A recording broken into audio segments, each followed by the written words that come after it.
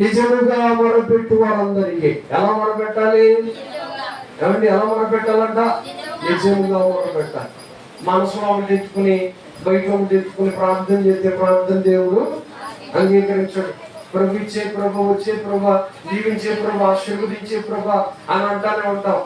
ఎవరికి కనీసం సహాయం కూడా చేయడానికి ఇష్టం. ఇల్లు కూడా పిచ్చినట్టు కొంటున్నది. కానీ దీవించే ప్రభు, ఆ మూటేదో నా మీద వేసే ప్రభు, కుమ్మరించే ప్రభు, జమరించే ప్రభు, ఆశీర్వదించే ప్రభు, యేసు నామములో నేను దీవించబడా.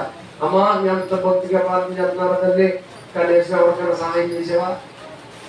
ముసలావిడ అలా నడిచి వెళ్తా ఉంటే ఆటో ఆయన ఎక్కించుకున్నాడు. ఈ ఆటో వాళ్ళకి అంటున్నాను కాదు, కానీ ఎంత ముసలి దగ్గరైనా డబ్బులు తీసేసుకుంటారండి. అసలు జానుగుణం అనేది ఉండదనుకుంటా కొంతమంది, అందరు కాదు. మరి నాకు కూడా అందరూ ఎవరు విన్నారా?